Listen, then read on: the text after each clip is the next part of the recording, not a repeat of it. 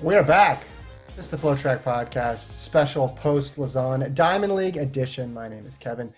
His name is Gordon, but you can call him the master predictor of Jamaican women's sprinting. He picked Shelly-Ann Fraser-Pryce correctly today after previously not getting the women's 100 right at all, but we're going to fast forward right past that. Gordon, you nailed it. Congrats.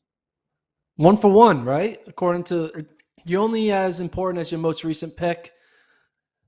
What happened to Prefontaine doesn't matter because I got the pick right today. Mm-hmm. I thought Shelly-Ann was going to win, and she did. But it took an incredible performance for her to get that win. I mean, 10:60. It's not like she won running a 10:8 or 10:7. She ran the third fastest time ever. Won a time that is right behind Flojo and the person who she just beat, Elaine Thompson-Herah.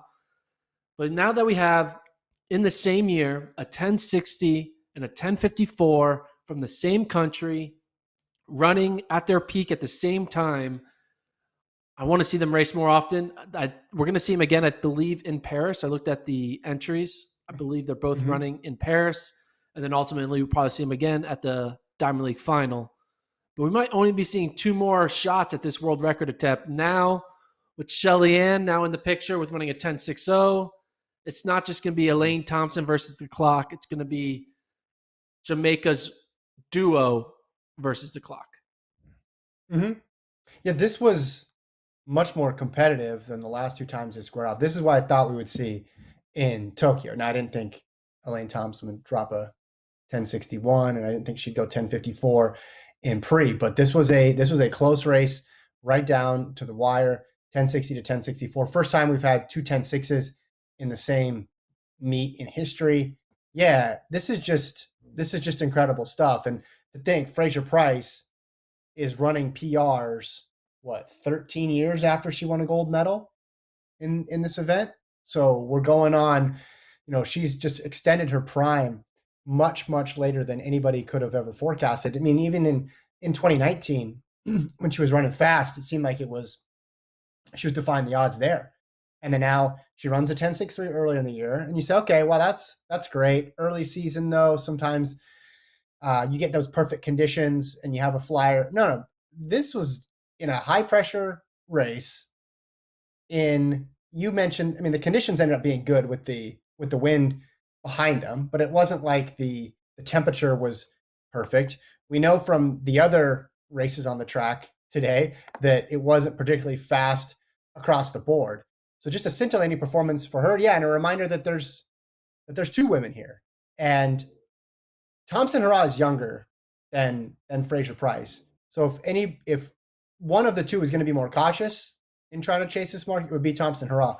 I think we're going to see Fraser-Pryce a couple more times the rest of the year, if we weren't already, because 10:60, she's got to be thinking, hey, I have a shot at this thing too. I could change this whole narrative right now. Yeah, if you bring back up that screenshot of the top marks from 2021, it's so symmetry. It goes Elaine, then Shelly-Ann, then Elaine, then Shelly-Ann, then Elaine, then Shelly-Ann, then Elaine, and then Sha'Carri. It's just like, and then right behind Shelly-Ann. So like, they literally have every other best mark, run in 2021. It's the 1-2 punch, the ultimate 1-2 punch we've seen in any event, you could say. And this performance is kind of like the next best thing outside of seeing a world record, because seeing Shelly-Ann now put her get closer to that mark will challenge, I believe, Elaine Fraser-Pryce. Look at them, combining them. Elaine Fraser-Pryce. We'll challenge Elaine Thompson-Herah. And we may not see it in Paris. Maybe they kind of take their foot off the gas a little bit in Paris. But I really do believe in that Diamond League final, they're going to put it all in. They're just going to go for broke in that final. Maybe we see a 10:49. Just maybe. I don't think they're taking their foot off the gas now. I think they had to travel for this one. When they go to Paris, they'll already be in similar time zones. I think if anyone was going to be slow, it was going to be this one. A co-host of yours on this podcast that I will not name might have texted you mid-meet and was complaining about the quality of the meet. I should not have done that before Fraser-Pryce and Thompson-Herah ran. They can salvage any meet at this point. That's what they do. They're going to come and they're going to bring an incredible performance. And I know we're a bit spoiled with duos going for the world record because of the men's 400-meter hurdles and the women's 400-meter hurdles this year. But the 100-meter world record for the women is different. It's a different category than the mark that was being pursued by those other two events. So the fact that you have two people going for it and willing to race each other a bunch this year. Can we pull up what's the total amount of times that these two have squared off this year, Travis? I don't know if you put that stat up already, but if you haven't. So is this, but from 2021 in the 100, this is just the 100 too, correct?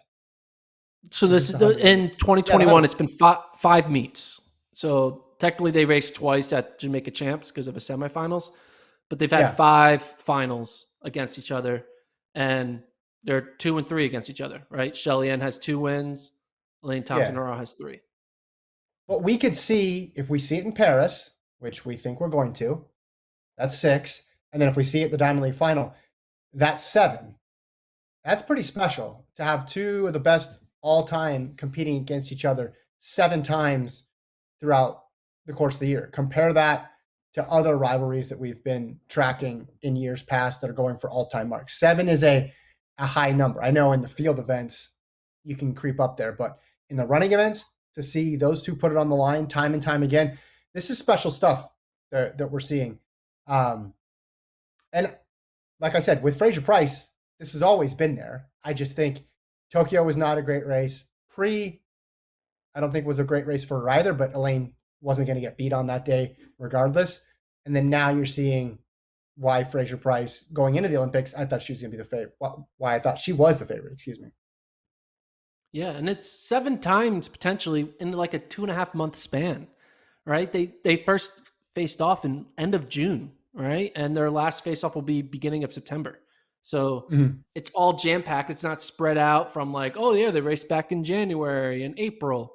No, this is like 7 marquee matchups in 10 weeks. They put it on the line. You got to give them credit because, again, that's not usually the case. That's not the default setting here. We got a question in the chat from Matt. Who will hold the world record when Elaine and Shelly are both retired? Elaine, right? That's what he says. So, yeah, it makes more sense because Elaine's going to have more time, right? So even if Shelly Ann were to get it this year, odds are Elaine at her younger age, I don't believe she's 30 yet. So you put your money on Elaine getting it. I guess it's a matter of will they ever get it, right? If they ever do get it, it will be Elaine who probably ends up with the record. The question is, will it? It's so hard to like just expect a world record, right? Especially that world record. Especially this one that was set in the 80s. It's the marquee event. So we've had a long it's not like it's like every year the cream of the crop shows up at the 100 meters to try to run fast. Like it's not like an off event. Not to say that the 400 meter hurdles is an off event, but there are more people on the local high school scene that are trying to become really good in the 100 before they're trying to become really good in the 400 hurdles. And with more people participating in the marquee event, which is the 100 meter dash, that's more opportunities for stars to emerge and records to fall down. And the fact that we haven't had that since 1988, I think is a sign that this is an incredible record. This is not a record that's hidden in the 1 hour world record or the 13.48K record or the 50 meter dash or whatever. So the fact that it's been there for so long, and it is on top of that, the marquee event shows the gravity of this 10:49 that FloJo holds.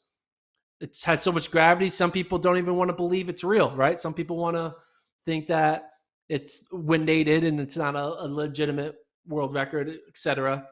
I think that just goes to the aura of this time. Aura. That's not even the right word. I'm just saying, making up words right now.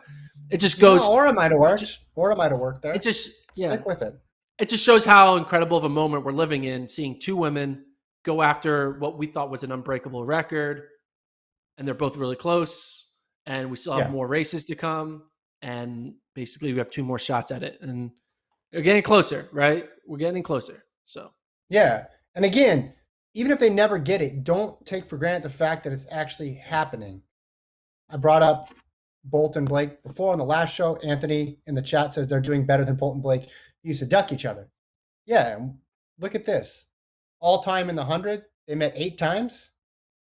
8 times. Can that be across real? 7 years, You'd 8 think times at in least 7 a years. Jamaican champs, you'd think they at least faced off against each other more than that. I guess they were given some buys. So 8 times across from 2010 to 2017. And we're talking about, we might see them, Fraser Price and Thompson Hurrah, 7 times just in one season, to give you a point of comparison. So, and the gap between Fraser Price and Thompson Hurrah is smaller than it was between Bolt and Blake. But this is kind of the sort of thing we could have gotten if Bolt and Blake raced each other a whole bunch of times. And at the time, and I didn't forget this because at the time I made a mental note. I said, Kevin, remember this because you're going to come back to it in several years. You had people arguing that Bolt and Blake not racing each other was actually good for the sport because it made us anticipate those matchups. And I said at the time, no, because what if those matchups never happen? What if they never materialize? You want to race when they're both ready because you can never guarantee that next year they're both going to be healthy. And then what happened? Blake got injured. And then you go from 2012 to 2016 when they don't race each other at all. So I give immense credit to Thompson Hurrah and Fraser Price for putting it on the line, going for the world record, putting their reputations out there, not worried about taking losses, but just straight up going for it. Everybody wants to see it, and they're giving it to them every single week now in the Diamond League and this whole season. This has been the season, the women's 100, the through line, starting back in the late spring now, and we're all the way into August, Gordon, and we're still talking about the women's 100. It's credit to them. Okay, so I'm going to ask you to answer a hypothetical. Okay? I'm asking That'll you. be a first. The hypothetical is, so they've raced 5 times in the 100. Technically, they've raced 6, but one of them's a semi, and I'm not going to count that. And right now, Elaine Thompson has 3 wins to Shelly Ann's 2. If Shelly Ann were to beat Elaine in Paris and tie it up 3-3, and then Shelly Ann were to beat Elaine Thompson in the Diamond League final and run 10:49. At the end of the ranking, like the end of the year ranking, who is the best 100-meter runner in the world in 2021? Is it the gold medalist, Elaine Thompson, or would it be the 10:49 Shelly Ann Fraser Price? In this hypothetical, who has the head-to-head? I guess 4-3. Actually, we could argue 4-4 if you take the semifinals of Jamaica champs. So they're 4-4. 4-4. If the record wasn't so historic, I'd say it's an easy answer because I would always defer to the gold medalist. And it's not like the gold medalist had a slow PB that year. In this scenario, she ran 10:54. In this scenario that's not going to happen, I'll still take Thompson Hurrah. I'll still take her. Really? You just put so much more weight in that one race at the Olympics? Yeah, and like I said, if she still ran 10:54, it'd be one thing if she ran, like, her Olympic performance was this huge outlier, and then every single time she ran 10:9 and was never competitive. But I'm always going to give more weight to the head-to-head. What do you think? Answer your own hypothetical. I think if Shelly Ann runs 10:49, she is the best 100-meter runner in the world. Just because you did it at the Olympic Games doesn't mean you are guaranteed number 1 spot in my ranking, in my opinion. Because I think if we keep on doing that, it's stupid. It's like saying, what's his name? It's like saying the winner of the Super Bowl is the best team. It's crazy. No, what's the Boston Celtics? Boston Celtics. Who's the guy who won all the NBA titles? Boston Celtics. Bill Russell. Bill Russell. It's like saying Bill Russell is the greatest NBA player of all time. He's not. Well, he plays on a team, so that's a little bit different. Bad analogy to your hypothetical, but that's okay. I don't blame you for making that point. And here's the weird thing about it. If she runs the 10:49, it obviously strengthens her case for all time, who's the best women's 100-meter runner of all time, and it will strengthen it in the future as Thompson Hurrah goes after it. That would be a mark in her favor moving forward. But again, I mean, it's such a small likelihood that's going to happen, but it would have to be something pretty crazy for her to take over for Thompson Raw. And in that scenario where Fraser Price runs 10:48, I mean, Thompson Raw is probably running 10:49 or 10:50 based on how the season's gone, Yeah. correct? Yeah. Like they're not going to Yeah. be separated by that much. No. Yeah. Thompson Raw has been solid. All right, and props to Shericka Jackson, keeping things real consistent, getting third. You can pencil those two in all year, or those three in, excuse me. 1 and 2 switched order, but Jackson solidly there into third. All right, before we move off of this, you got a lot of goodwill last time just naming schools in Jamaica. Do you want to name a couple before we move on? You want to name a couple others? Do you remember from when you went to champs? I mean, no. What am I doing? Come on. What do we do? No, There's I'm trying to increase your favorability ratings with there's Jamaica. Wolmer. That's all I'm doing. I don't know how to say it. Walmart, Wolmer. Okay. And then Good. you have Kingston College. You have Calabar. You have. Now you're putting me on the spot. I wish I could come off more cooler and have a. Why? You added a new one though. That's good. Yeah. You added a new one there. Congrats, Walmart. Yeah. Okay. I'll have a new one every time. I'll have a new one, and I'll be like, I don't know. I my favorite is I feel like Calabar is like the big one. They're like the Yankees in my opinion because they have the most. They have the largest contingent. They have the most fans. And I got to spend they stay in like these little like villages, like these little like dormitories when during it. Yeah. And it's like a little village. It's like they're at camp. It's kind of cool. And I got to go to Calabar's camp. And then all the kids are there doing their thing. And then they have a big like team meeting. And it's like massive. Yeah. It's like a football team. It's like 80 plus kids. Because they're all different ages, right? Because they have a different age group all the way up to 18 or 19, all the way down to like, I don't know, 12 or 10 or something like that. I don't know. It's a large age group. It's more than just 4 years. And they had like a former Calabar alum like give a speech, like pump them up. It was kind of cool. Just sit there. I was like, yeah, I'm ready to go. So I was like, oh yeah, go Calabar. And I think they won that year. So the speech worked. Back in 2014. Hey. You know what else worked? My strategy. The chat is just people shouting out the schools now. That's all. We got Edwin Allen in there. Oh, Edwin Allen, yes, they're good. They have good women. They're St. Jago, Walmers, as you mentioned. Jago, yeah. Kingston College, Calabar. Yeah, everybody's in the chat now. Okay, San Diego's good. What was the second biggest story coming out of this meet? Do you think? So this is where it gets hard because once we saw the 400 meters in the beginning of the meet and you realize it's kind of cold, maybe we're not going to see some good stuff. I thought, maybe cold weather. We get a good 3K. We didn't really get that. We got, a decent 200, but it was wind aided. I think what we should talk about is what we thought was going to be the story of the meet, which was Carson Warholm running a flat 400. Outside of the TV window. So in order to watch this race, you had to have go to some illegal streaming site with a VPN to catch like some foreign feed of watching this 400 meter run. But it's okay that we missed it because Carson Warholm clearly told the world that he took a long vacation after the Olympics and didn't try to stay in tip-top shape for the past month. Goes out and runs 45:51, which is 0.4 seconds faster than what he ran in the Olympic 400 meter hurdle final. Clearly, he could run faster than that. Clearly, you weren't wowed by it? I was not. I guess maybe I was wowed because of how slow it was. But this was not Carson Warholm being like, I'm going to try to run fast. Maybe it just wasn't his day. You don't know what was going on the week before. But Carson Warholm is not a 45-second 400 meter runner. He's a 45-second 400 meter hurdler. He has time. So it was heavy. I was hoping for more, but that's the way it is. My body was more tired than I thought. That's him saying, I went on a bender after the Olympics and I haven't recovered yet. This is my first time drinking water. And that's the photo of it. But they showed pictures of him training. They showed pictures of him training like right after the Olympics. And I thought, it's on.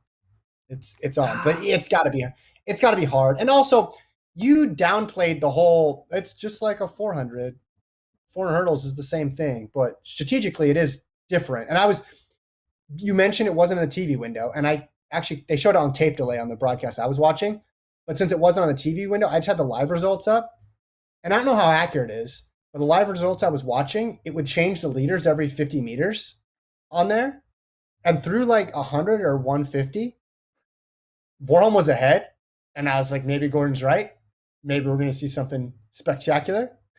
53 or 43. Here we go. It's going to happen.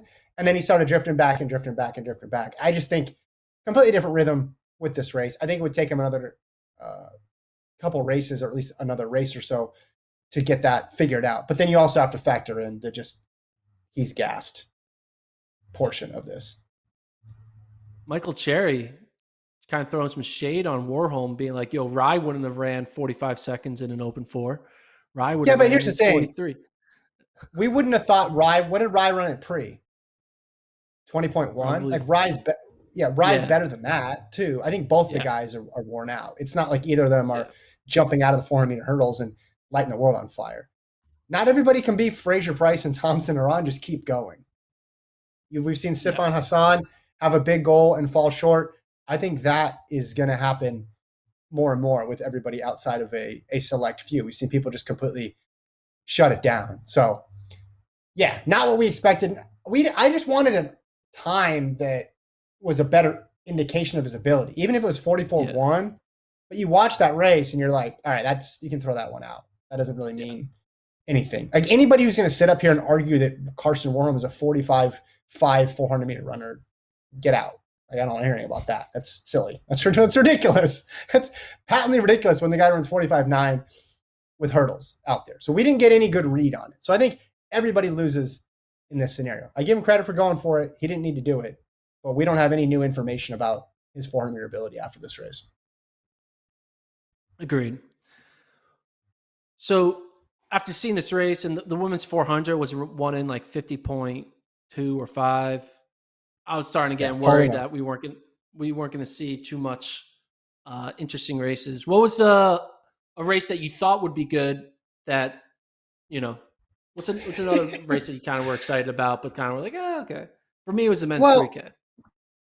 Yeah, we can talk about the men's 3K. I thought that race was interesting because we knew Jakob was the favorite going in, although you'd have to like Borrega as well, too. He's got a gold medal, and you got other big names all up and down the start list there. But what was interesting was he starts running with the ultimate distance running wingman, Stuart McSwain, who will just go whatever pace you need him to go and run with him. He's great.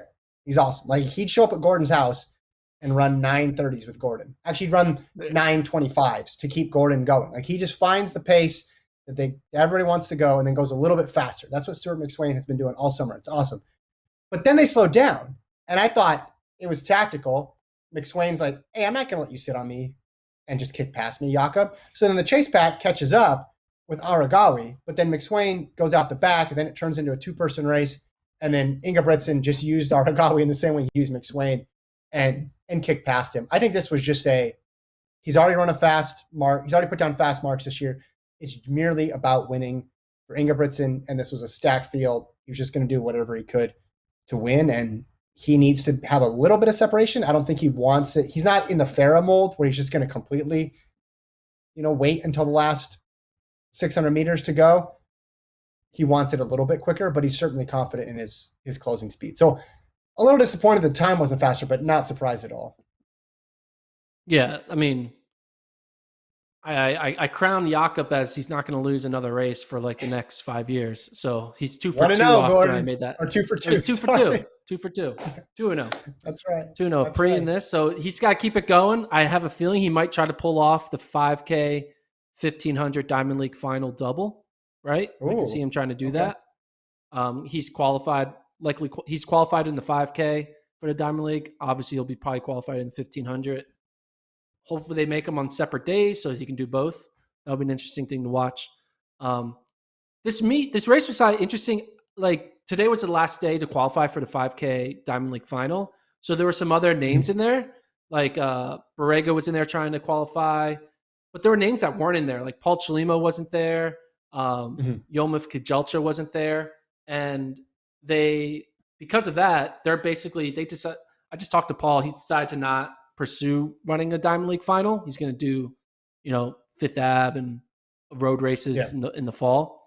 But I kind of wish that we could have seen Paul in a 5K final, kind of go see what the 30 Olympic medalists could do in a 5K Diamond League final. But we're just going to do with this. Mohamed tried to make it, but he didn't do well in this race, so he got knocked out of the top 10. Grant Fisher was in this race. He was trying to get in, but got knocked out of the top 10. So there were some Mhm. other known names, I guess, on the North American side that were trying to get in or chose not to get in. And the Diamond League 5K field is now set. Travis, you can bring it up. So, Travis, if you go to the Lausanne results and go to the 3K results, and if you go to the top of it, it says qualification standings. That's where we can see who has qualified in Mhm. the 5K Diamond League. So, put this up on the screen. Kevin, what are your thoughts Yeah. of you seeing these 10 names? What do you think of this as a 5K Diamond League final? You got Mohamed Katir, Jacob K-Rop, Jakob Ingebrigtsen, Stuart McSwain, Nicholas Kameli, Berhanu, Balwe, I'm bad at this, Arwagawi, Barega, Cheptegei, and Bouchard. So Cheptegei just gets in barely. You can Mhm. see Yomif Well, Jelcha is the first man out. well, I'm glad Cheptegei got in because that's Yes. the race we want to see. We want to see Ingebrigtsen versus Cheptegei. Those have been the best Yeah. two. And they raced against each other in Florence in that 5,000, where Cheptegei fell apart in the back half, and Ingebrigtsen ran that big PR. And we thought, okay, maybe it's 5,000 for Ingebrigtsen, and he decided it was the 1,500. So I'm very excited. Katir, we had high hopes for going into Tokyo, and he was a non-factor. So yes, you throw in the names like Barega in there as well, who's got a gold medal, and it's got the makings of a very fun final. That's the one where they're running on that 540-meter loop, right, in Yeah. Zurich, Outside. Yeah. which yeah, I don't know if I'm a fan of that. I think Ingebrigtsen is fine versus Cheptegei. I'll watch that just on a regular track. It'd be cool. I don't. Hopefully, they have a lot of cool camera angles for that one, but it's going to be interesting to check that out. Yeah, I'm surprised. Actually, I'm not surprised because this is a common theme with us, though.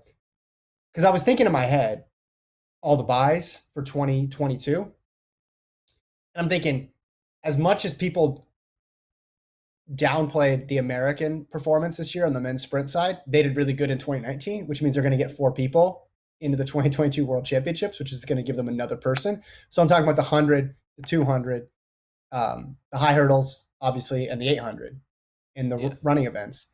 So those events, it doesn't matter who wins the Diamond League because the extra spot into the Eugene World Champs is going to go to the reigning world champion.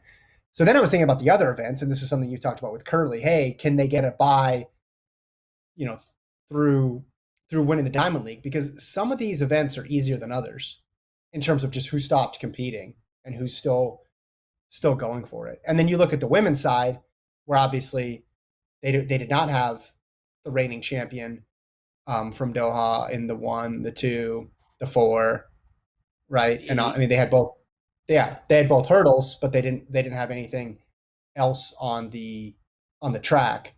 So it's a good way to really take some pressure off your next year, is if you can somehow snag that Diamond League win. I know Kate Grace is going back and going for it, and that's one person that we've talked about. But can you pull up the women's 400, Travis, on that same sheet? Is that possible? Yeah. If you go to the 400-meter results, Because that was a diamond today, right? yeah. Because that's one I'm wondering where it's like we already talked about that event being depleted going into Tokyo, and I don't know if Miller Weibo is Women's planning on running 400, Travis. women's 4, excuse me, women's 4. Yeah, and I wonder if there's some opportunity there if we look at the Diamond League standings overall. Paulino got the win Travis, today, you silver scroll up to medalist. the But yeah, what's the current standings? There we go. So they still have another meet to go. Yeah, 3 of 4 one more meetings, meet. and 8 are going to go. Correct. So and Miller not in there. Obviously, we talked about all the other people who are missing, but that would be that to me looks like an opportunity for an American. Now, Paulino's been running really well, and McPherson's been running real well, so it's not going to be easy. But if Miller isn't there, then big opportunity there. But Yeah, Quinair Hayes or Kendall Ellis can find a way yeah, to sneak in. Yeah, yep. for sure. Okay. I mean, yeah, we can talk more about this in after the Paris, but actually, kind of continuing that, guess who's not in the Paris 100-meter start list? Men or women? Women. It's the final Diamond League for the 100 Well, meters. yeah, Richardson's No not in there. Sha'Carri. Is she in the So I think 200? Sha'Carri's not going to be in the Diamond League final. Was she She's in the like ranked Brussels? Is she in the 7th. Brussels? She in the Brussels 200 or something like that? I thought I saw her on a start list somewhere. Oh, really? These things change. I don't. These things change. Basically, I think we're not going to see Sha'Carri race another 100 this year, at least at the Diamond League level. Because if she's not Yeah. in this Paris one, then she won't be in the Diamond League final because she's on the bubble to be knocked out. And yeah, maybe it's on purpose. I don't know. I mean, you don't know what's going on in her camp. Her camp is, they've been in the news for a lot of different reasons. Did you see the story where between her and Allison Felix? I did. I understand what happened, but I don't really understand why it happened, Gordon. And I don't know if you know. So maybe neither of us really know what happened. But I don't get this. What's going on? Do you want to recap what happened? Do you know what happened? Should I recap what happened? Well, Felix gave an interview to Stephen A. Smith where she was asked about Richardson, and she said complimentary things about her, and we all support her moving forward. And then after the interview aired, Richardson, seemingly in a reference to Felix's interview, basically said something like words are just words, right? What you say on a show doesn't really mean anything. But what Felix said was just incredibly straightforward and complimentary. So I don't understand.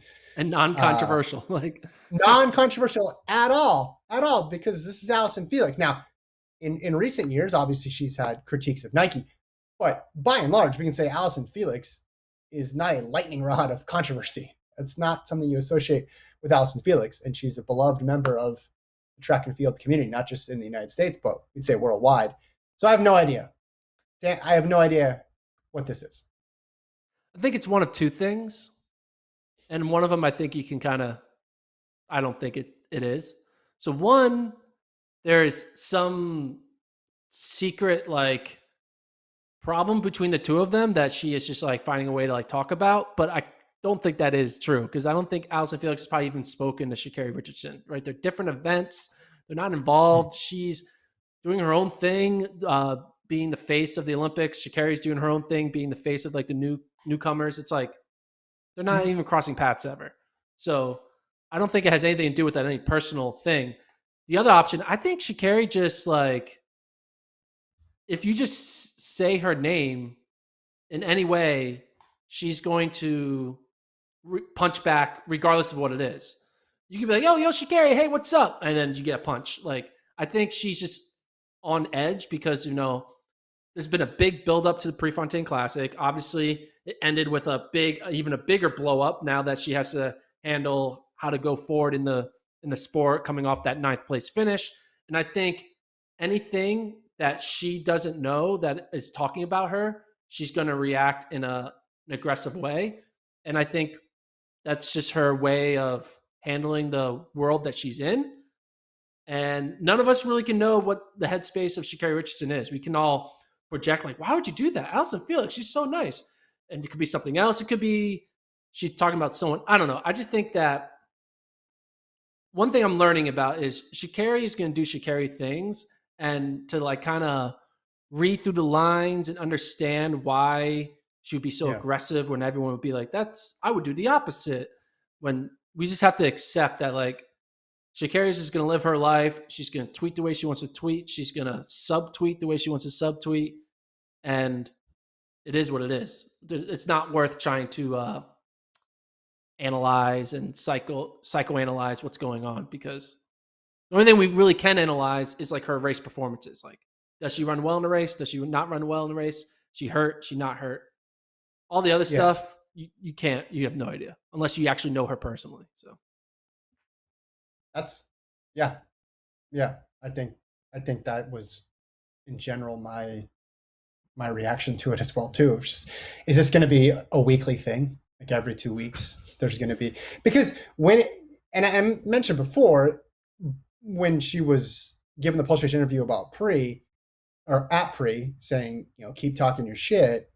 So she wasn't talking to any competitor. She was just talking to the internet in general or the community in general.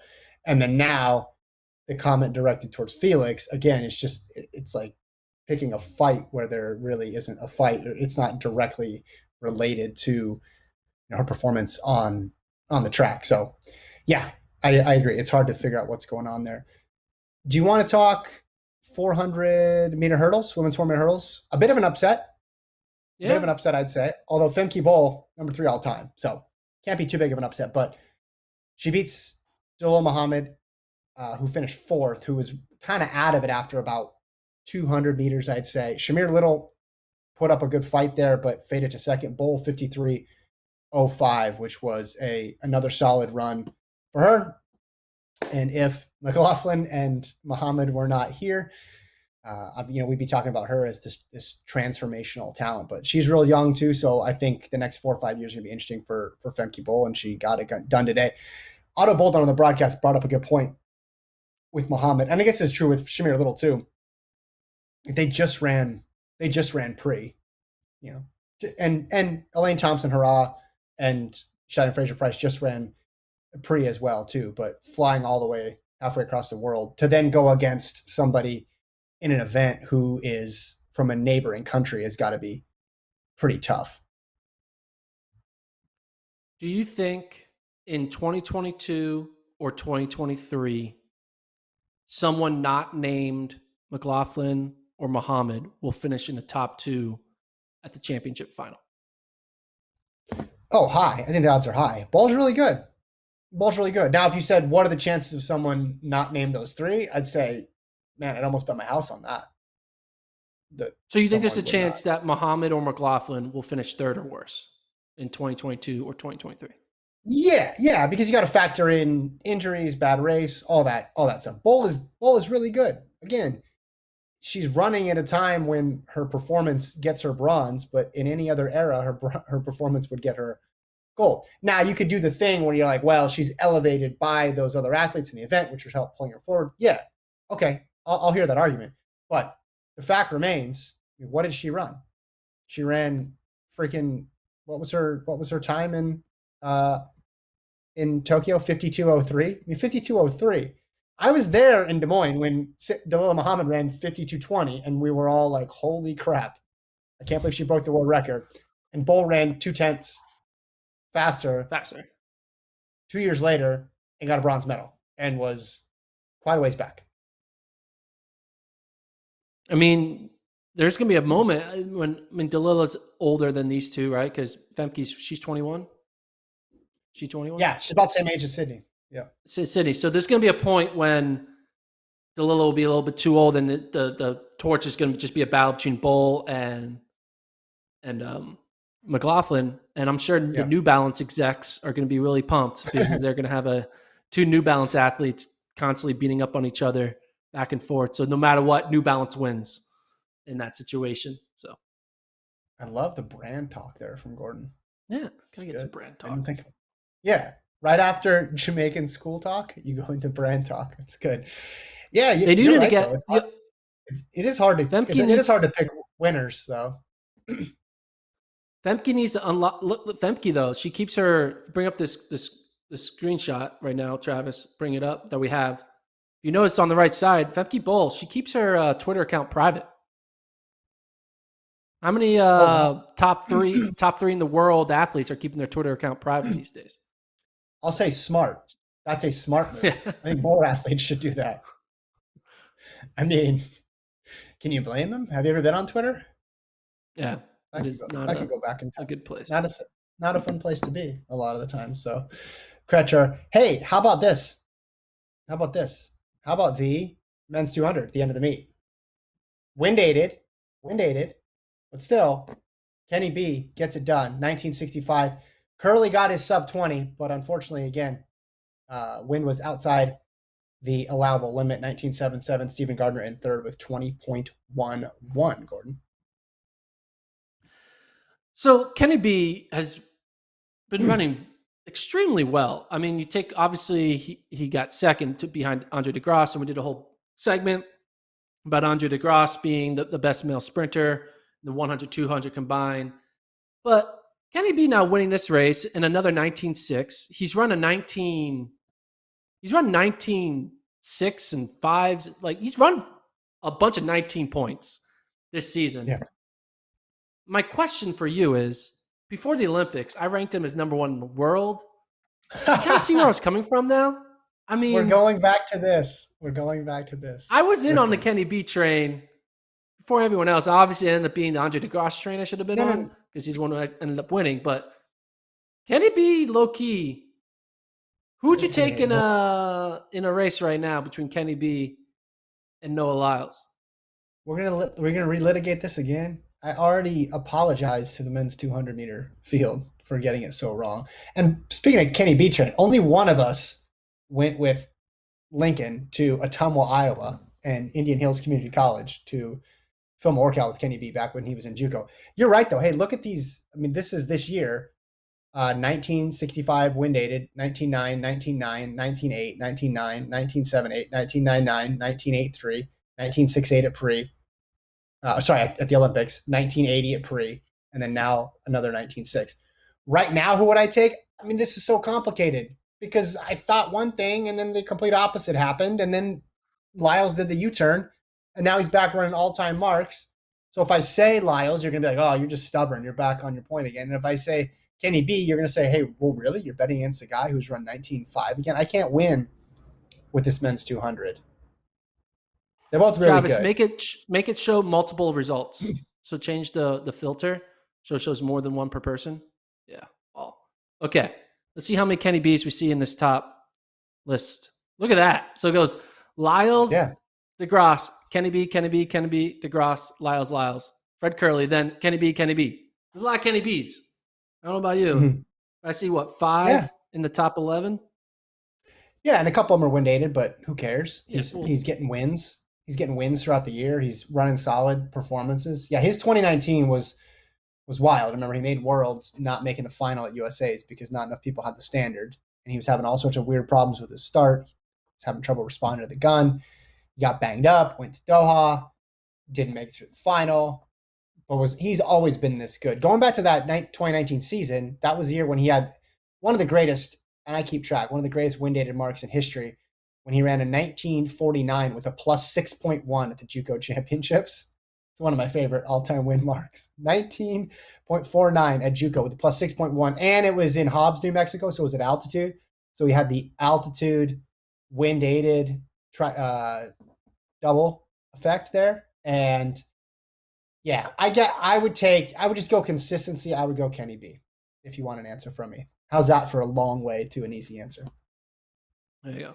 I think it is safe to say, though, the DeGrasse, Lyles, and Kenny B are the heavy top three medal favorites. I mean, they were top three in the Olympics, but now, based on the whole resume, it's going to be hard to argue a newcomer to that top three in 2022 until I see something else. Yeah. You talking about Knighton, Lyles, and Bednarik? No, DeGrasse, Bednarik, and Lyles. I'm talking about at World Championships. I thought you were talking about, yeah, but Knighton. I mean, who's got the most room to grow? Who's got the most room to grow? It's the kid who's 17. So Knighton, Fonbula, in Florida, and Terrence Laird. He was running well in the beginning of the year. So yeah, some other guys.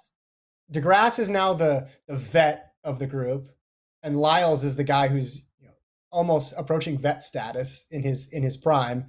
And then you have Bednarik, who's not that much younger than Lyles, but has been around less. So you'd think, all right, he has a little more time or a little more room to grow just based on reps. And then you got Knighton, who's 17 years old. This will be a fun one. But I think that's a good question to ask. I think it's a fair question to ask. I don't know how to deal with all these back and forths in this event. There's just all sorts of interesting twists and turns. And if they all lined up and we redid the 200 right now from the Olympics, you could have strong arguments for all three of those guys who got medals. You're going to pick against DeGrasse now after what he did in the 100? I don't know. But Naric's been so steady, and then Lyles looked like old Lyles. So this was fun.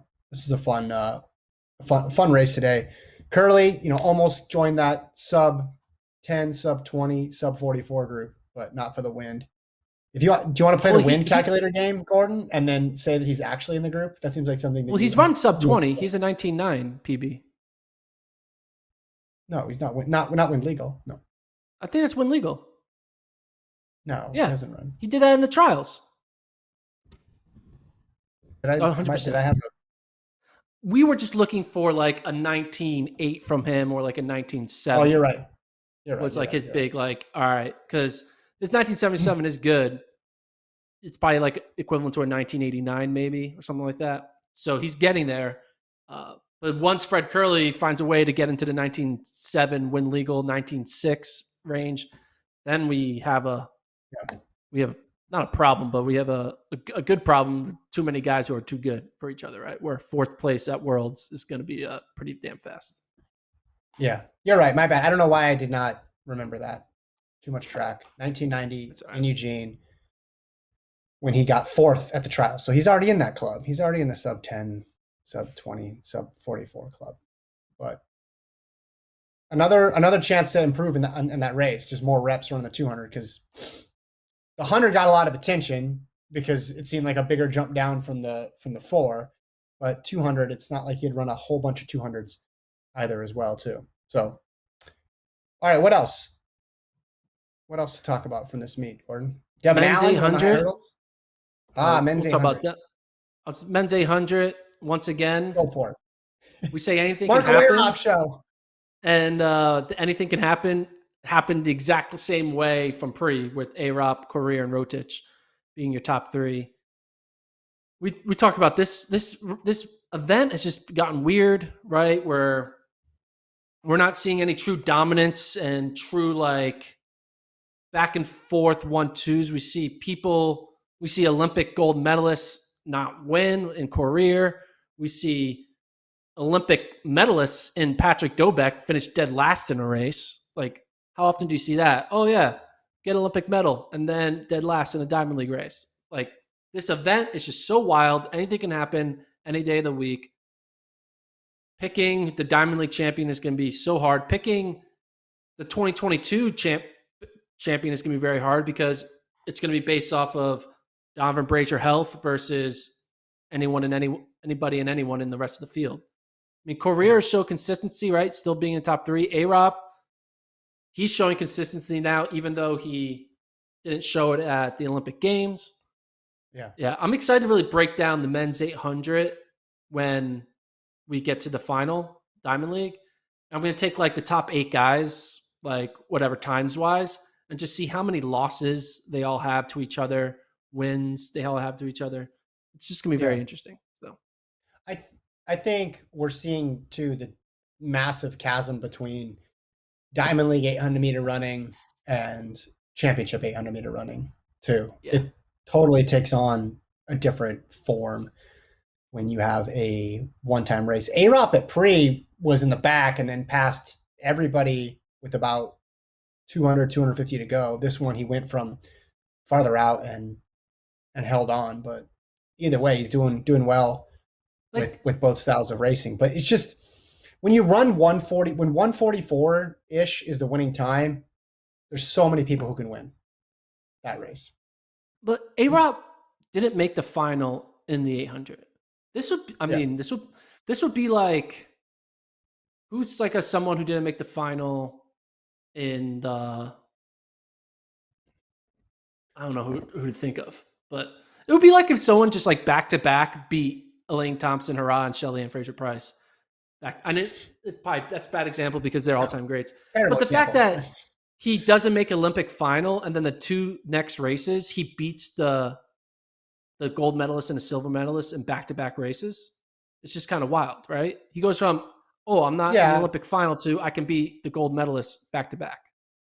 However, However, on the women's side of things, we saw something that was sort of similar with Kate Grace not making the U.S. team and then True. going over to Europe and winning a bunch. Now that wasn't post Olympics, and there's no a thing Mo type figure in the like the women. The top of the women's 8 right now is better than the. It's harder to upset than the top of the men's 8. But I just think this event is destined for a lot of unpredictability unless you have someone like Mo, Semenya, Radisha in there, just because of the way it's run. Like I said, when it gets to 144, 143 high, just everybody can run it. Yeah. Everybody out there can run that time. Talk a little bit about Devin Allen. Impressive Got the win. win. He got the win. He got fourth at the Olympics. More and more I think about it, Devin Allen. I mean, if he just had this type of race last month, maybe Devin Yeah, Allen is the Olympic gold medalist, right? I mean, he's showing that he's able to be in that range of that low 13 flat area. And yeah. seeing what Grant Holloway did, clearly there was just an opening, and Hansel Parchment was just the one who took it. Parchment finishes dead last in this race. Another wild thing, Olympic gold medalist finishing last in the race.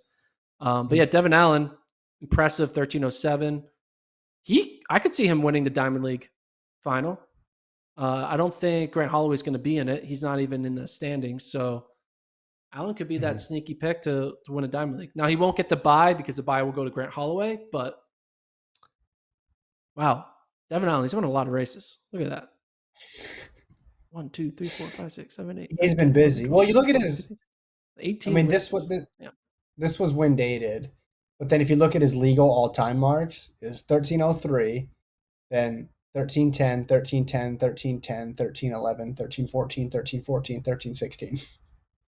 He's very consistent in Yeah. there. But right now, it feels like to get up there with Holloway, obviously, you need to be able to go sub 13, and you have to be 13 lows to be in the medal mix. But he ran well, and we focused so much on Holloway and Parchment in Tokyo, but Allen ran really well. Too bad about the bye though, right? Too bad they don't get Yeah. 5 Too bad. spots if you win the Diamond League and you get the defending champ. Why not, right? Why Yeah, not? 5. There we go. Yeah. I All mean, right. limiting What countries to else? 3, I think, is weird in the first place.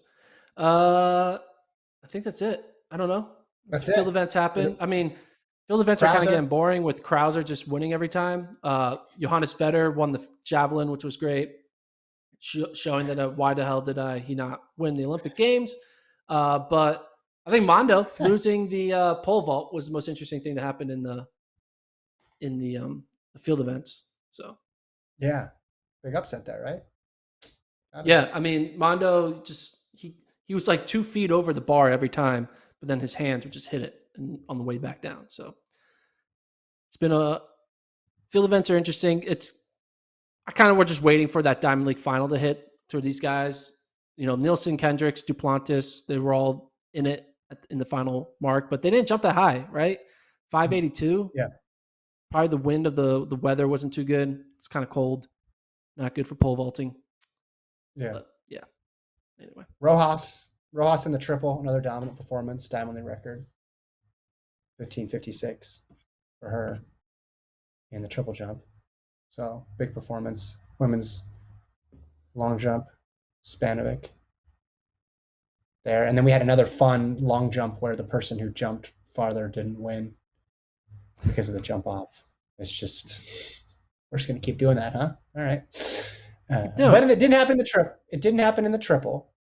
Like the Rojas prevailed because she had a 15:11, but her winning jump came in the first round with a 15. I mean, I get the 15.56. point.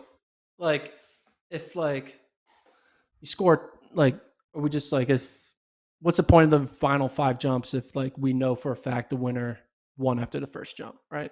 I get the idea behind it. You want to make drama. I'm not saying it's the right solution, but I understand the solution that they try to create for the record. They shouldn't. If you're going to do that, just don't even bother to like measure any. Like, just hide the measurement. Just put a stick in the sand. Don't let anybody know how far it is, so it doesn't bother them. And just say you guys are the 3 that move move forward. Or It's wild. It's or wild. treat the shot put and the long jumps and triple jumps the way they treat pole vault and high jump. Put a line out there. You got to jump over it, and if you do, you're on to the next round. And then move the line a little farther. You get 2 or 3 attempts to jump over it. You do it, move on. And then it's just a slow elimination. So Rojas won't be jumping 15 meters in the first round. She'll be jumping, just to get over the bar or over the line, and then you keep on moving it. And then therefore there's drama because then you're down to your final 3 people who could all get over. It's like that's why high jump and pole vault are good watching experience because it slowly dwindles it to the best of the best. Whereas long jump, high jump, triple jump, and all the other throws, so not high jump, long jump, triple jump, and all the throws, you see Ryan Krauser go out there, throw 23 meters in the first throw, and you're like, all right, we kind of know who won this meet now, but we got to watch 5 more throws. I understand it. But Mondo Duplantis can leap 3 meters over the opening height, and you don't know if he's going to win because he has to do it at the end. So, but I can see why you wouldn't like that though too, because you get a true measurement that matters. I guess you could measure it anyway. You measure the final jump. You can still measure it, but like you only get to move on to the next round if you jump over a line. Gotcha. Yeah. Measure out your effort there. I mean, probably one of your worst ideas, but like, actually, no, not one of your worst ideas, but it's up there. They're getting really tired, and we're going to be there all day under that method. We didn't talk about women's 15, but Gebri Hizabir of Ethiopia chased down Lyndon Hall, 402s though across the board. Josette Norris was 3rd for the U.S. But yeah, when you don't have Sifan Hassan, when you don't have Faith Kipyegon, we don't have Laura Muir in a women's 15, you're definitely missing some firepower there. And I think most of the other events did all of them at least have one medalist, except for this one. Yeah. Josette Norris, she's ranked 8th right now. So that's one. Rankings. Now I know Faith Kipyegon's probably going to show up to the Diamond League final and run and win, but that'd be a nice surprise. Who had on their board Josette Norris, Diamond League finalist? Yeah, in like the beginning of 2020. I don't think anyone really had that. I don't even think she had that. She had like, hey, I just want to run faster. And now all of a sudden she's running 3:59, getting 3rd in a Diamond League event. Very impressive. She almost caught Lyndon Hall in that race too. We didn't get to see the Jamaican women's 4x1 here. Maybe they'll do it in one of the remaining meets. I hope so. I wish they you had a 1060 and a 1064. Get out there. Go get Sharik. Find the 4th person. Did they come on the plane? Maybe, I don't know, somewhere in the building. Can they run? Eric Swinski might have a sister from Jamaica. Like a Sawinski situation. Just get that. No, they need those 3 plus Brianna Williams or Natasha Morrison or something. They can break that record. I want to see them at least have a shot at it. One more shot at it before the end of the year. I'll never understand why they didn't break it in Tokyo. I think the passes were not as crisp as they could have been, but let's give them another shot to get that record. All right, we'll leave it there. That's we're not doing a Friday show. This is the Friday show. We'll be back Monday, and there's going to be another Diamond League that we'll recap on Monday because there's one over the weekend. Is that correct, Gordon? Yeah. So we'll be back Monday, 9 a.m. We'll do Monday, Wednesday, Friday. All right, guys. Thanks, Cole. Thanks to Travis. Thanks, everybody on YouTube. Subscribe to the FloTrack Podcast YouTube channel. Have a great weekend.